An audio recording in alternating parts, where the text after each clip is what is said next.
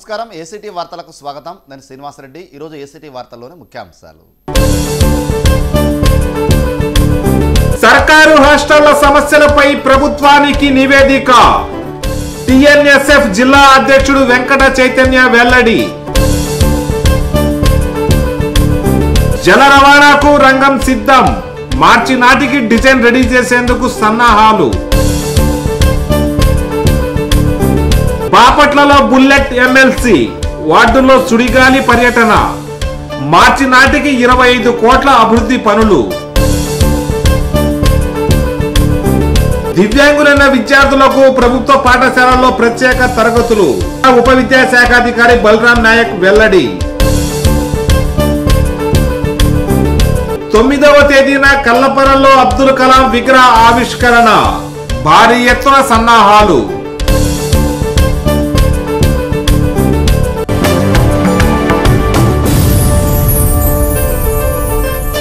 MLC అన్నం సతీష్ ప్రభాకర్ బాపట్ల వార్డుల్లో బుల్లెట్లా దూసుకెళ్తున్నారు. ప్రజలు ఎదుర్కొంటున్న సమస్యల్ని తక్షణం పరిష్కరించేందుకు ఆయన బుల్లెట్ ఎమ్మెల్సీ అయ్యారు. మంగళవారం పట్టణంలో పలు వార్డుల్లో బుల్లెట్పై తిరిగి సమస్యలు తెలుసుకున్నారు. ఈ ఏడాది మార్చి చివరి నాటికి 25 కోట్ల పైచిలకు వివిధ అభివృద్ధి కార్యక్రమాలను చేపట్టాలని నిర్ణయించామని ఎమ్మెల్సీ అన్నం సతీష్ తెలిపారు. మంగళవారం ఉదయం నుండి మొత్తం 16 వార్డుల్లో ఆయన బుల్లెట్లా దూసుకెళ్తూ ప్రజలను అడిగి సమస్యలు తెలుసుకున్నారు. పురపాలక సంఘంలో తాగునీటి ఎద్దడి ఉన్న ప్రాంతాల్లో డ్రైనేజీ వ్యవస్థను మెరుగుపరిచేందుకు తీసుకోవలసిన చర్యలపై ఆయన సమీక్షించారు. పట్టణంలో నిరుపేదలు అధికంగా నివసిస్తున్న ప్రాంతాల్లో పూర్తిగా సిమెంట్ రోడ్ల నిర్మాణం, మంచినీటికి సంబంధించి పైపు లైన్ల ఏర్పాటు చేయాలని నిర్ణయం తీసుకున్నామని తెలిపారు. ఎస్సీ ఎస్టీ సబ్ ప్లాన్కు సంబంధించి మార్చి చివరి నాటికి ఆయా నిధులు ఖర్చు చేయాల్సి ఉంది. అయితే ఎమ్మెల్సీ ఎన్నికల కోడ్ అమల్లో ఉండడంతో కొన్ని జిల్లాల్లో ఈ నిధులకు సంబంధించి పనులు నిలిచిపోయే అవకాశం ఉంది. అయితే ఈ జిల్లాలో మాత్రం ఎన్నికల కోడ్ అమల్లో లేకపోవడంతో ఆయా నిధులు ఖర్చు చేసేందుకు ఒక మంచి అవకాశం ఉందని ఎమ్మెల్సీ అన్నం సతీష్ అంటున్నారు. రాష్ట్ర వ్యాప్తంగా 690 కోట్లు ఎస్సీ ఎస్టీ సబ్ ప్లాన్ కింద ఖర్చు చేయాల్సి ఉంది. ఇందులో భాగంగా గుంటూరు జిల్లాలో కూడా ఈ నిధులు పెద్ద ఎత్తున మంజూరయ్యే అవకాశం ఉన్న నేపథ్యంలో పట్టణ అభివృద్ధిపై ప్రణాళికలు రూపొందిస్తున్నామని తెలిపారు. ఈ ప్రక్రియ మొత్తం కొన్ని రోజుల వ్యవధిలోనే పూర్తి కావాల్సి ఉంది. దీనిపై మున్సిపల్ అధికారులు కసరత్తు ప్రారంభించారు. ఈ నిధుల వినియోగంపై ఎలా చేస్తే బాగుంటుందనే విషయంపై ఎమ్మెల్సీ అన్నం సతీష్ మున్సిపల్ అధికారులతో సోమవారం 10 గంటల సేపు చర్చించారు. నూతన పింఛన్ల పంపిణీ చేసిన అనంతరం మధ్యాహ్నం 12 గంటల నుండి రాత్రి 10 గంటల వరకు ఎమ్మెల్సీ అన్నం సతీష్ మున్సిపల్ కార్యాలయంలో మకాం వేసి పలు అంశాలపై చర్చించారు. ఎస్సీ ఎస్టీ సబ్ ప్లాన్ నుంచి దాదాపుగా 20 కోట్ల పైచలకు మరి మార్చి 20వ తారీఖు లోపల 15వ తారీఖు లోపల ఖర్చు పెట్టుకునేటువంటి వెసులుబాటు మరి కలిగింది. అంటే రాష్ట్రం మొత్తంగా 659 కోట్ల రూపాయలు ఈ ఎస్సీ ఎస్టీ సబ్ ప్లాన్కి సంబంధించిన డబ్బులు వివిధ జిల్లాల్లో ఖర్చు పెట్టవలసినటువంటి అవకాశం ఉంది. మార్చి 31 లోపల ఖర్చు పెట్టాలి. కానీ ఈ ఎమ్మెల్సీ ఎన్నికల కోడ్ రావటం వల్ల దాదాపుగా 8 జిల్లాల్లో ఈ డబ్బును ఖర్చు పెట్టడానికి అవకాశం లేకుండా పోవడం వల్ల ఆ డబ్బును మొత్తాన్ని కూడా ఈ 5 జిల్లాల్లో ఎన్నికల నిబంధన ఎన్నికల కోడ్ లేనటువంటి ఈ 5 జిల్లాల్లో ఖర్చు పెట్టడానికి గౌరవ ముఖ్యమంత్రి గారు మరి ఆమోదం తెలిపారు. ఆ తెలిపిన సందర్భంలో ప్రతి నియోజకవర్గానికి కనీసం 5 నుంచి 10 కోట్ల రూపాయలు ఖర్చు పెట్టుకునే, ప్రతి మున్సిపాలిటీకి 10 కోట్ల వరకు ఖర్చు పెట్టుకునేటువంటి అవకాశం వచ్చింది. దాన్ని మనం కొంచెం అవకాశంగా తీసుకొని వీలైనంత ఎక్కువ మనం చేయగలిగితే ఎక్కువ డబ్బుని మనం ఖర్చు పెట్టినంత డబ్బు వరకు ఇవ్వడానికి ప్రభుత్వం సిద్ధంగా ఉంది. కాబట్టి నేను 20 నుంచి 25 కోట్ల రూపాయలు తగ్గకుండా ఈ నెల 15 2 నెలల లోపల ప్రతి వార్డులో కూడా రేపటి నుంచే పనులు ప్రారంభించే విధంగా మరి చర్యలు తీసుకున్నాం. అందులో భాగంగానే ఈ రోజున వార్డుల వారీగా పర్యటించి ఎక్కడైతే ప్రజలకు ఇబ్బందులు ఉన్నాయి, అవసరాలు ఉన్నాయి, త్రాగునీటికి కానీ, మురికి కాలువలకు సంబంధించి కానీ, రోడ్లకు సంబంధించి కానీ ఎక్కడ అవసరాలు ఉన్నాయి వాటికి ప్రతిపాదన తయారు చేసి ఇప్పటికే దాదాపుగా ఇప్పుడు తిరిగినటువంటి వార్డుల వరకు సుమారుగా 14-15 కోట్ల రూపాయలకు ఆల్రెడీ ప్రతిపాదన తయారు చేసుకున్నాం. అంచనాలు సుమారుగా ఇంకొక 10 కోట్ల రూపాయలు కూడా ఈ రాబోయే 2-3 రోజుల లోపల మళ్ళీ క్షేత్రస్థాయిలో తిరిగి వాటిని పరిశీలించి వాటిని ఆ వర్క్ను కూడా ప్రతిపాదన తీసుకుంటాం. మొత్తంగా 20 నుంచి 25 కోట్ల రూపాయలు తగ్గకుండా వచ్చినటువంటి అవకాశాన్ని సద్వినియోగం చేసుకొని మరి మున్సిపాలిటీలో ఈ ఇయర్ ఇంకా రోడ్లు వేయవలసిన అవసరం లేదు. 100% సిమెంట్ రోడ్లతోటి, డ్రైన్తోటి, అదేవిధంగా డ్రింకింగ్ వాటర్కి సంబంధించిన సమస్య రాకుండా చూడాలనేటువంటి ఉద్దేశం. ఆ ఉద్దేశంలో భాగంగానే ఈ కార్యక్రమాలు తిరుగుతాము. తిరిగాం, ఇంకా తిరగాల్సింది ఇంకో 10 వార్డులు 15 వార్డులు తిరగాల్సింది ఉంది. ఆ 15 వార్డులు కూడా తిరిగి మొత్తం 25 కోట్ల రూపాయలు ఇంకా అవసరమైతే అంతకు మించైనా కూడా ఖర్చు పెట్టడానికి ప్రభుత్వం అయితే సిద్ధంగా ఉన్నాం. మండల కేంద్రం కర్లపాలెంలో ఈ నెల 9వ తేదీన మాజీ రాష్ట్రపతి అబ్దుల్ కలాం విగ్రహ ఆవిష్కరణ జరగనుంది. దీనికి సంబంధించి భారీ ఎత్తున సన్నాహాలు చేస్తున్నారు. 9వ తేదీ మధ్యాహ్నం 3 గంటలకు ఈ విగ్రహాన్ని ఆవిష్కరించడం జరుగుతుంది. అనంతరం కర్లపాలెంలోని పీకేఆర్ జూనియర్ కళాశాల ప్రాంగణంలో బహిరంగ సభను ఏర్పాటు చేయనున్నారు. వేగేస్నా ఫౌండేషన్స్ అధినేత వేగేస్నా నరేంద్ర వర్మ ఈ విగ్రహాన్ని అందజేశారు. రాష్ట్ర బీజేపీ పార్టీ క్రమశిక్షణ సంఘం కన్వీనర్ ఆర్ లక్ష్మీపతి ఈ సందర్భంగా నరేంద్ర వర్మను బీజేపీ పార్టీ తరపున అభినందనలు తెలిపారు. కర్లపాలెం తహసీల్దార్ కార్యాలయం వద్ద ఏర్పాటు చేసిన ఏపీజే అబ్దుల్ కలాం విగ్రహ ఆవిష్కరణ సభకు ప్రఖ్యాత గాయకులు గజల్ శ్రీనివాస్ అధ్యక్షత వహిస్తారు. మాజీ కేంద్ర మంత్రి దగ్గుపాటి పురంధరేశ్వరి, శాసనమండలి చైర్మన్ ఏ చక్రపాణి, రాష్ట్ర వైద్య ఆరోగ్య శాఖ మంత్రి డాక్టర్ కామినేని శ్రీనివాసరావు, బ్రహ్మశ్రీ చాగంటి కోటేశ్వరరావు పాల్గొంటారు. ప్రజలు వేలాదిగా పాల్గొని అబ్దుల్ కలాంకు ఘన నివాళులు అర్పించాలని లక్ష్మీపతి విజ్ఞప్తి చేశారు. బీజేపీ అసెంబ్లీ నియోజకవర్గ కన్వీనర్ వల్లూరి బావున్నారాయణ, కర్లపాలెం మండల బీజేపీ అధ్యక్షులు షేక్ కరీముల్లా, మొహద్దీన్ బేగ్ తదితరులు పాల్గొన్నారు. నరేంద్రవరంతో ఈ విషయం ప్రస్తావించడం, మరి వేగేష్ నరేంద్రరాజు ముందుకొచ్చి దీనికి ఎంత అయితే అంత పూర్తిగా నేను ఇస్తాను విగ్రహం వరకు అని చెప్పి రావటం, బేగ్ వచ్చి నన్ను కలవటం చేస్తే బాగుందంటే తప్పకుండా ఈ కార్యక్రమం చేయండి. ఎందుకంటే ఇది అబ్దుల్ కలాంని ఏ రకంగా అయితే మహాత్మా గాంధీజీ, పండిట్ దీన్ దయాళ్ ఉపాధ్యాయ, అంటే బాబాసాహెబ్ అంబేద్కర్ లాగా అబ్దుల్ కలాం కూడా ఈ దేశంలో ఆ కోవకు చెందిన వ్యక్తి కాబట్టి చేయాలని చెప్పటం, ఎందుకంటే ఈ కార్యక్రమం ఏర్పాటు చేశాం. ఈ కార్యక్రమాన్ని రేపు 9వ తేదీ మధ్యాహ్నం 2 గంటలకి మన ప్రీతమ మంత్రివర్యులు శ్రీ కామినేని శ్రీనివాస్ గారు, రాష్ట్ర వైద్య ఆరోగ్య మంత్రులు ఆవిష్కరిస్తారు. ఈ కార్యక్రమంలో మరి మాజీ కేంద్ర మంత్రివర్యులు మరియు బీజేపీ మరి కేంద్ర నాయకురాలు శ్రీమతి దగ్గుబాటి పురంధేశ్వరి గారు, అదే రకంగా మన శాసన మండలి అధ్యక్షులు మరి చక్రపాణి గారు, మరి ఇవాళ ఈ దేశంలో మరి భారతీయ ధర్మాన్ని, హైందవ ధర్మాన్ని అనేక మందికి ప్రోత్సాహం ద్వారా తయారు చేసినటువంటి చాగంటి కోటేశ్వరరావు గారు, మనందరికీ తెలుసు ఈ రాష్ట్రానికే వన్ను తెచ్చిన గజల్ శ్రీనివాస్ తన యొక్క పాటల ద్వారా ప్రపంచ గుర్తింపు చేసినటువంటి మరి గజల్ శ్రీనివాస్గా, ఆయన పేరు శ్రీనివాస్ గారు ఉంది కానీ ఆయన గజల్ శ్రీనివాస్ గారే వారు, ఇంకా అనేక మంది ఈ అసెంబ్లీలోని రాజకీయ నాయకులు, ఎమ్మెల్యేలు, మాజీ ఎమ్మెల్యేలు, ఎమ్మెల్సీలు, అదేవిధంగా మాజీ ఎమ్మెల్సీ అనేక మంది ఈ కార్యక్రమంలో పాల్గొంటారు. త్వరలో జరగబోయే 10వ తరగతి పరీక్షా ఫలితాలు జిల్లాను మొదటి స్థానంలో ఉంచేందుకు విద్యార్థులకు పౌష్టికాహారంతో పాటు చంద్రన్న విద్యాజ్యోతి స్టడీ మెటీరియల్స్ను అందిస్తున్నట్లు బాపట్ల డివిజన్ ఉప విద్యాశాఖ అధికారి బలిరామ్ నాయక్ తెలిపారు. మంగళవారం కర్లపాలెం మండలం యాజల్ జిల్లా పరిషత్ పాఠశాలలో ఆయన మాట్లాడారు. 6, 7, 8 తరగతి వారికి 100 రూపాయలు, 9, 10వ తరగతి వారికి 182 రూపాయల చొప్పున ప్రతి సంవత్సరం ప్రీ మెట్రిక్ స్కాలర్షిప్ని ప్రభుత్వం అందిస్తుంది. ఇదే కాకుండా ఈ పిల్లలకు కావాల్సినటువంటి రవాణా లక్ష్యం, అంటే వారి ఇంటి దగ్గర నుంచి పాఠశాలకు రావడానికి ఉపయోగపడే విధంగా ప్రతి నెల 50 రూపాయలు చొప్పున ప్రయాణ సౌకర్యం కోసం ప్రయాణ భత్యాన్ని కూడా ప్రభుత్వం అందిస్తుంది. ఇలా కాకుండా ప్రతి పిల్లవాడికి ఏ డిజేబిలిటీ ఉంటుందో ఆ డిజేబిలిటీకి సంబంధించినటువంటి పరికరాలను కూడా ప్రభుత్వం మీకు అందజేస్తుంది. యువతే దేశానికి వెన్నుముక అని జిల్లా నెహ్రూ యువ కేంద్రం కోఆర్డినేటర్ టి శ్రీనివాసరావు అన్నారు. ఈరోజు మనం ఇక్కడ కర్లపాలెంలో పెట్టిన ఈ కార్యక్రమం training of young leadership and community development program ముఖ్య ఉద్దేశం అది. అంటే యువతలో నాయకత్వ లక్షణాలు పెంపొందించి దాని ద్వారా సమాజ అభివృద్ధికి వాళ్ళు తోడ్పడాలి అనేది.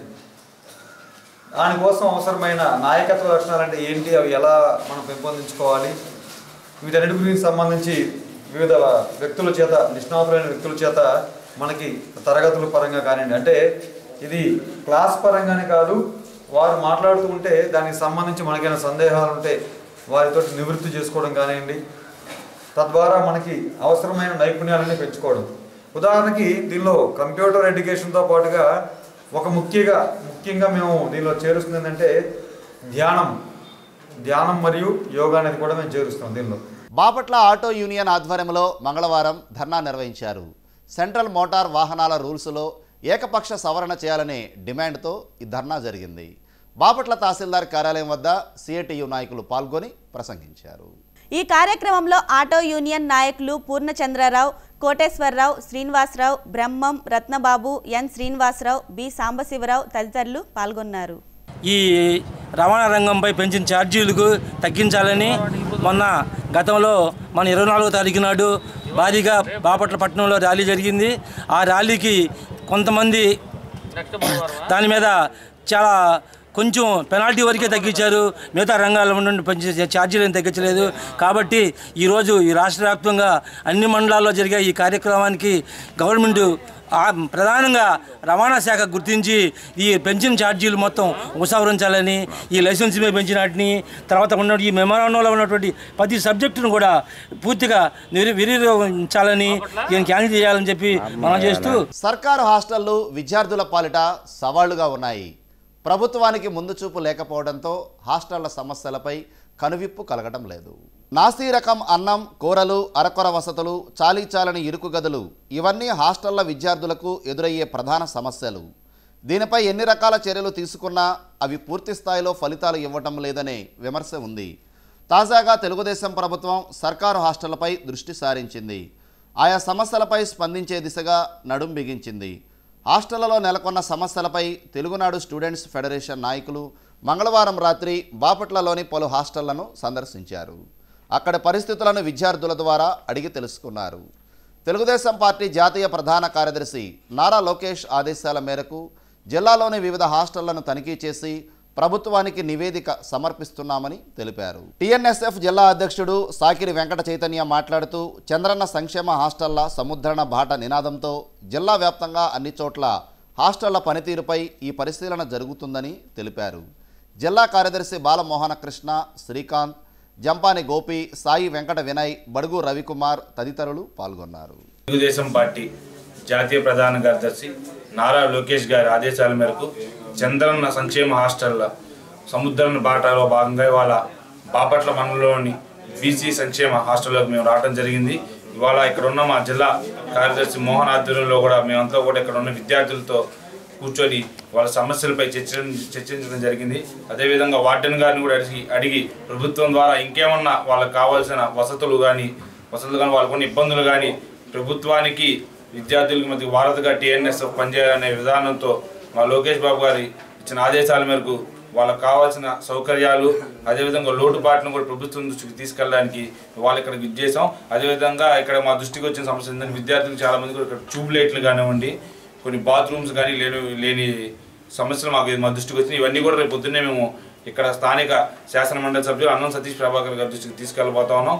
అదేవిధంగా రానున్న ముందు రోజుల్లో కూడా ప్రతి రాష్ట్రంలోని ప్రతి హాస్టల్లో కూడా సన్నబియ్యం మరియు మెస్ ఛార్జీలు కూడా పెంపు అనేది జరగాలని చెప్పి కూడా ప్రభుత్వం మేము సిఫార్సు చేయబోతా ఉన్నాం. చీరాలలో ఒక విలేకరిపై దారుణంగా దౌర్జన్యం చేసిన ఎమ్మెల్యే ఆమంచి కృష్ణమోహన్ సోదరుడు ఆమంచి స్వాములు, అతని అనుచరులపై చర్యలు తీసుకోవాలని బాపట్ల విలేకరులు డిమాండ్ చేశారు. బాపట్ల తహసీల్దార్కు మంగళవారం వారు వినతి పత్రం సమర్పించారు. ప్రజాస్వామ్య వ్యవస్థలో పత్రికలపై, విలేకరులపై దాడులు చేసే వారిపై కఠిన చర్యలు తీసుకోవాలని కోరారు. అంతకుముందు రామానుజ కూటమి నుండి నల్ల బ్యాడ్జీలు ధరించి తహసీల్దార్ కార్యాలయం వరకు ప్రదర్శన నిర్వహించారు. బాపట్ల విలేకరులందరూ కలిసి మెమరాండం ఇచ్చారు. ఈ సందర్భంగా చీరాల్లో ఎమ్మెల్యే గారి సోదరుడైన సోమన్ గారు విలేకరులపై దౌర్జన్యం చేశారని చెప్పి నిరసన తెలియజేస్తూ ఇచ్చారు. కాబట్టి ఈ నిరసన పత్రాన్ని పై అధికారులు తెలియజేశారు. భవిష్యత్తులో ఇలాంటి పునరావృతం కాకుండా ఉండటానికి చీరాల్లో జరిగిన సంఘటన కేవలం రౌడీజం, గూండాయిజం ఎక్కువై ఆ విలేకరిని కొడతాం జరిగింది. కానీ దీన్ని మనం ముక్తఖండంతో అందరూ ఖండించదు. రేపు మన మీద దౌర్జన్యం జరగచ్చు. కాబట్టి ఇదంతా విలేకరుల సోదరులు మేలుకుని ఇలాంటి గూండాయిజం, రౌడీజాన్ని అరికట్టాలి. అరికట్టకపోతే రోజుకో దాడి విలేకరుల మీద చేస్తూనే ఉంటారు. వాళ్ళు ఇష్టం వచ్చేట్టు ప్రయత్నిస్తుంటారు. జల రవాణాపై ప్రభుత్వం కసరత్తు ప్రారంభించింది. దీనికి సంబంధించి కేంద్ర ఆకృతి సంస్థ డిజైన్ను రూపొందించింది. మార్చి చివరి నాటికి ప్రభుత్వానికి నివేదిక సమర్పించేందుకు సన్నాహాలు చేస్తున్నారు.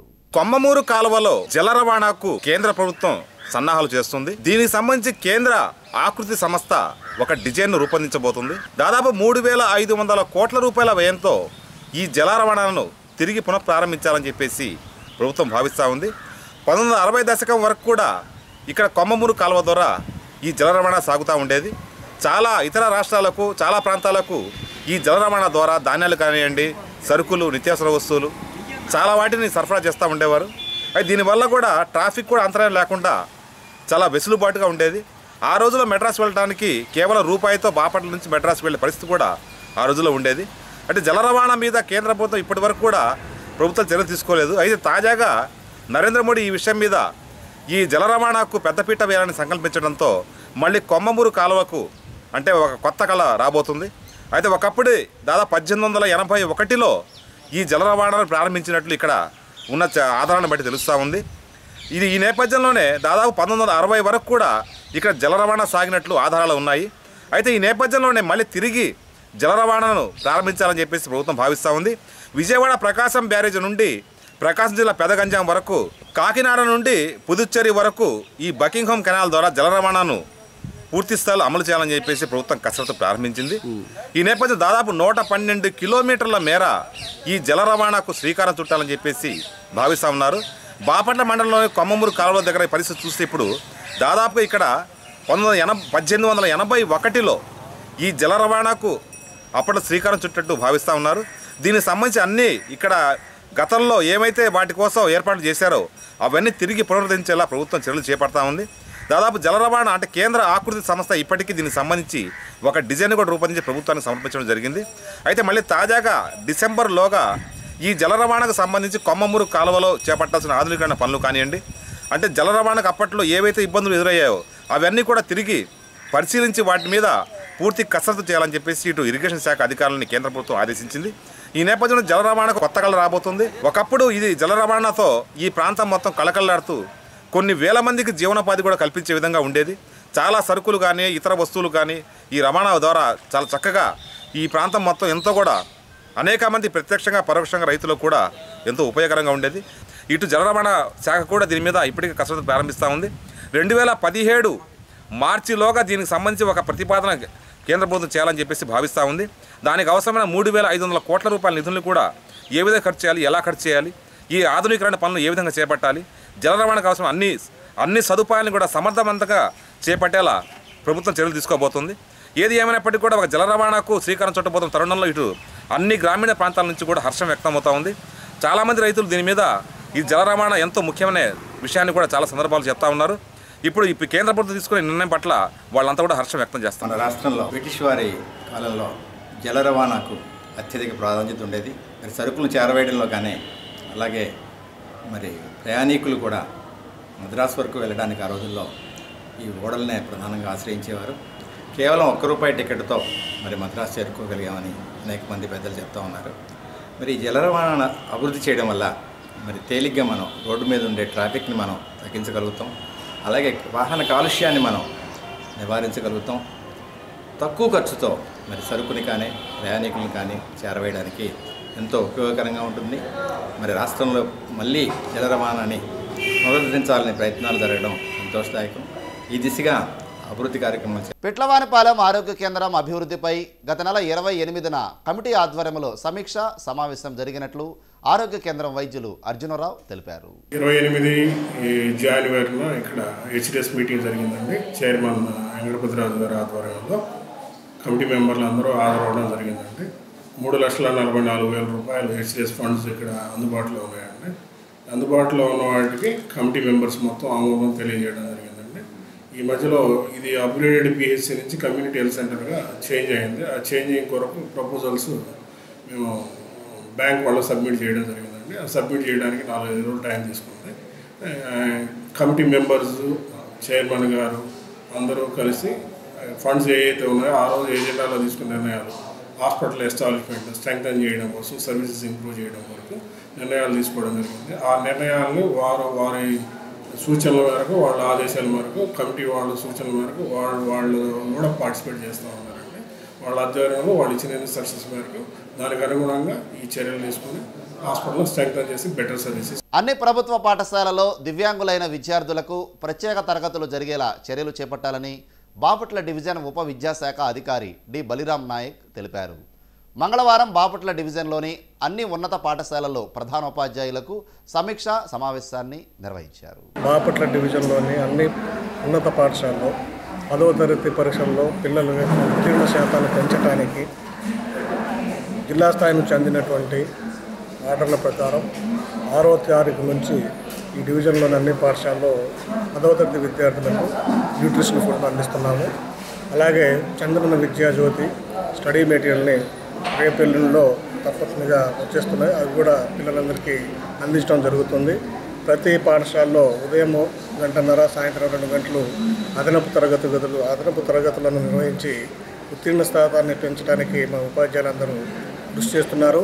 మేము కూడా ఆయా పాఠశాలను విజిట్ చేసి ఆ సమయంలో క్లాసులు జరుగుతున్న తీరుతీరులను పరిశీలించి అవసరమైనటువంటి సూచనలను వాళ్ళకు అందిస్తున్నాము. టోటల్గా ఈ సంవత్సరం కూడా బాపట్ల డివిజన్ జిల్లాలోనే మొదటి స్థానంలో ఉంచడానికి మేమంతా సంయుక్తంగా అందరూ కలిసి కృషి చేస్తున్నామని ఇందులో తెలియదు. ఆచార్య ఎన్జీ రంగా విశ్వవిద్యాలయం స్టేట్ సెంట్రల్ నాన్ టీచింగ్ పెన్షనర్ల అసోసియేషన్ నూతన కార్యవర్గం ఎన్నికైంది. మొత్తం 12 మందిని ఈ కమిటీలో ఎన్నుకున్నారు. అధ్యక్షులుగా శంకర్రావు, ఉపాధ్యక్షులుగా సోమయ్య, గంగయ్య, ప్రధాన కార్యదర్శిగా అబ్దుల్ సత్తార్, సంయుక్త కార్యదర్శులుగా కె నరసింహారావు, షేక్ సుబానీ, కార్యనిర్వాహక కార్యదర్శి సత్యనారాయణ రెడ్డి, కోశాధికారి పోలిరెడ్డి ఎన్నికయ్యారు. ఏసీటీ వార్తలు ముగించే ముందు ముఖ్యాంశాలు మరోసారి. సర్కారు హాస్టళ్ల సమస్యలపై ప్రభుత్వానికి నివేదిక. టిఎన్ఎస్ఎఫ్ జిల్లా అధ్యక్షుడు వెంకట చైతన్య వెల్లడి. జల రవాణాకు రంగం సిద్ధం. మార్చి నాటికి డిజైన్ రెడీ చేసేందుకు సన్నాహాలు. బాపట్లలో బుల్లెట్ ఎమ్మెల్సీ వార్డుల్లో సుడిగాలి పర్యటన. మార్చి నాటికి 25 కోట్ల అభివృద్ధి పనులు. దివ్యాంగులైన విద్యార్థులకు ప్రభుత్వ పాఠశాలల్లో ప్రత్యేక తరగతులు. ఉప విద్యాశాఖాధికారి బలరాం నాయక్ వెల్లడి. 9వ తేదీన కల్లపరలో అబ్దుల్ కలాం విగ్రహ ఆవిష్కరణ. భారీ ఎత్తున సన్నాహాలు.